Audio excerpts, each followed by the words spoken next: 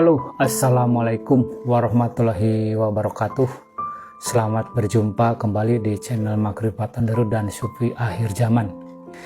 Rugilah orang-orang yang tak tahu bahwa ilmu agama Islam itu ada dua. Maka dari itu, dengarlah penjelasan berikut ini. Agama adalah suatu aturan dari Allah untuk manusia. Di surat As-Sad ayat 71 dan 72, manusia itu terdiri dari dua unsur utama, yaitu tanah dan roh atau nyawa. Dari surah Yasin ayat 36 mengatakan bahwa Allah menciptakan segala sesuatu berpasangan, termasuk diri manusia itu sendiri juga berpasang-pasangan. Jadi tubuh manusia itu sebenarnya dua atau sepasang, yaitu tubuh zahir dan tubuh batin, atau sering disebut jiwa raga atau jasmani dan rohani. Maka dari itu, ilmu agama yang akan mengatur manusia juga terbagi dua.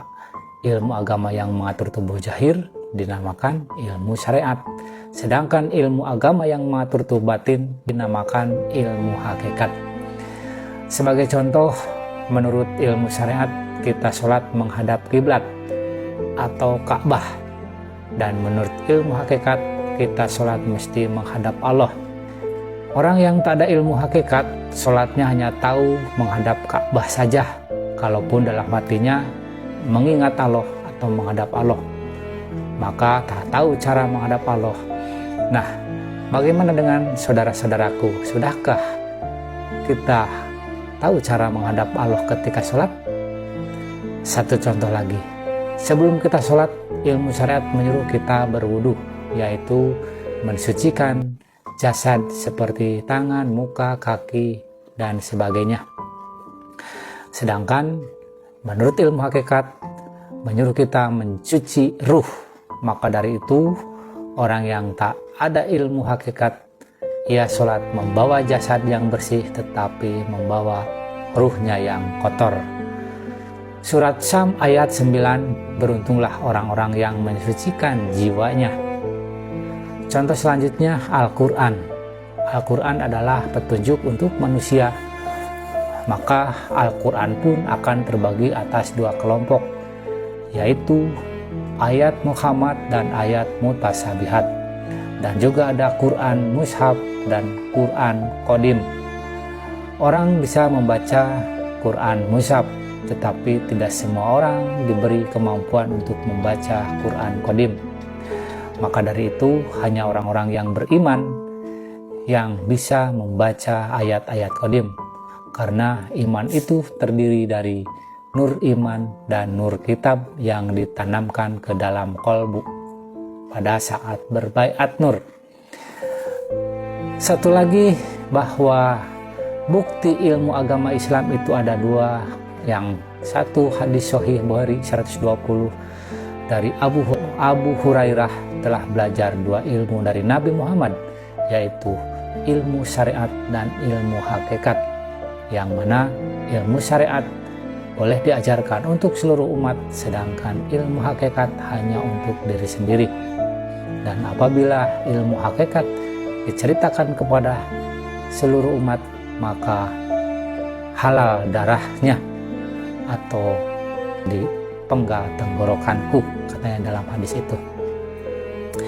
Nah, untuk supaya bisa beradaptasi dengan ilmu hakikat, yang mana Allah adalah dimensi yang tertinggi, yang laisa kamitslihi syai'un, yang tidak bisa dijangkau oleh akal manusia, tidak bisa digambarkan, tidak bisa dideskripsikan, dan tidak menyerupai apapun yang terbenak di dalam pikiran manusia.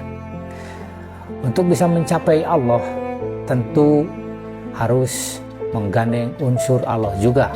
Nah, unsur Allah itulah nur iman dan nur kitab, melalui guru zahir yang menanamkan iman tersebut ke dalam kolbu pada saat baiat.